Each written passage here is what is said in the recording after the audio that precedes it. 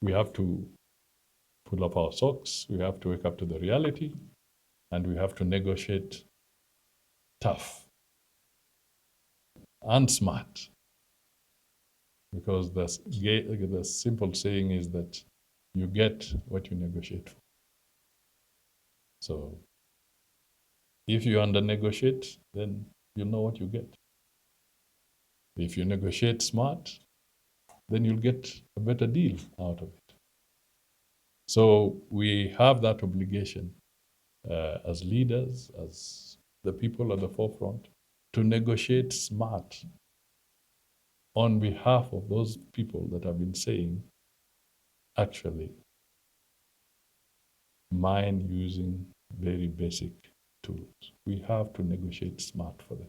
I saw a very interesting feat, and this is in Behiga. So they dig, and then they go down there. It's a whole economy, by the way, when you have all these.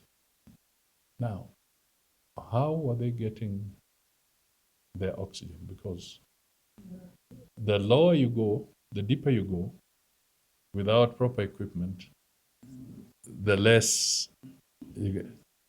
So I saw and I witnessed these guys wrap leaves, fresh leaves, green leaves, around their neck.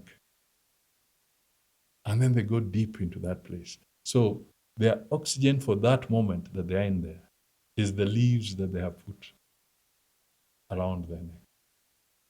So they go in as far as they could go, and then they come out now, and another lot, another shift goes in, right? Because they don't have the oxygen pipes, or they don't have these things that are taking back. Now, this is a reality. For Africa to fully realize the benefits of its mineral wealth, we must act decisively on 4 pillars. First, harmonize our regulatory and licensing frameworks so that investors engage with consistency across our jurisdictions. Second, develop cross-border mineral corridors supported by efficient transport, energy, and logistics infrastructure. Third, invest in value addition, including local processing to spur industrialization, thereby maximizing economic benefits, creating jobs, and retaining greater value from natural resources. And fourth, strengthen collective voice in global negotiations so that Africa engages not as fragmented markets, but as a united and strategic bloc. The prices of fuel, we all are feeling it now. You know? But my good neighbor, South Sudan here, has got oil.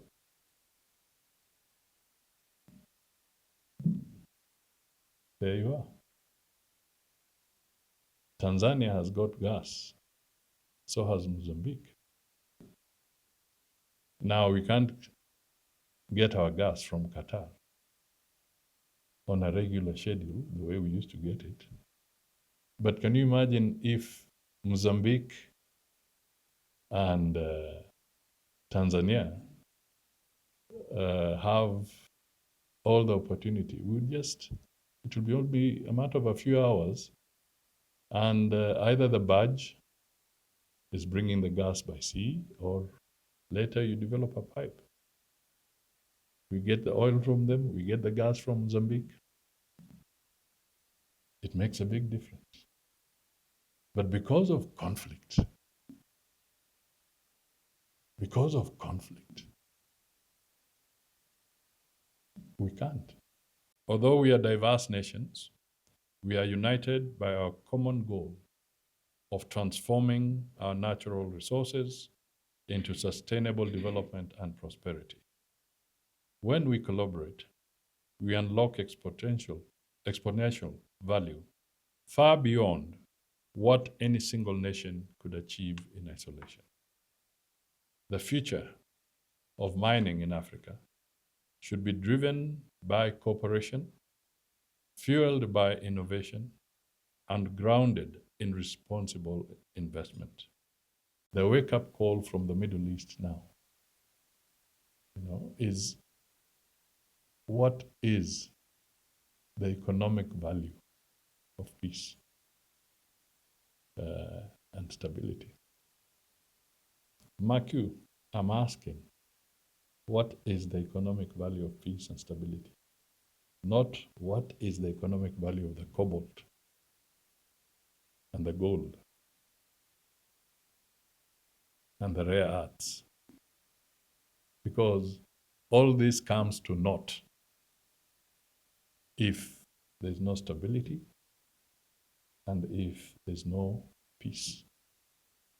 So it's absolutely essential that even the investors in the mineral sector invest in peace.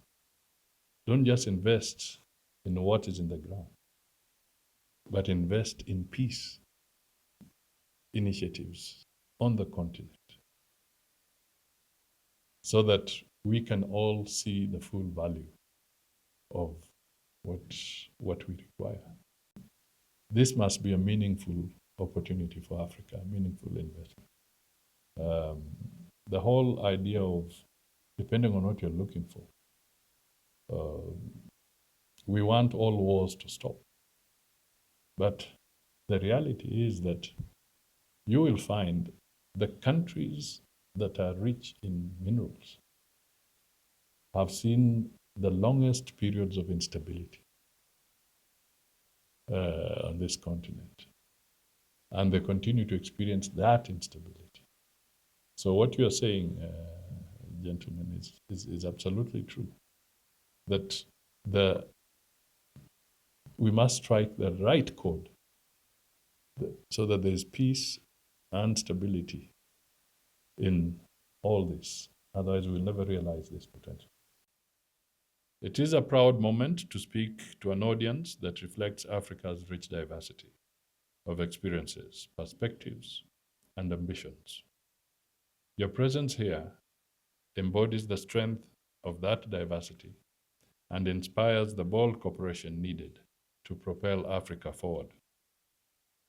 On our part, Kenya's broader strategy is to position the mining sector as a key people-centered driver of economic transformation through sustainable investment, value addition, and strengthened collaboration between the national and county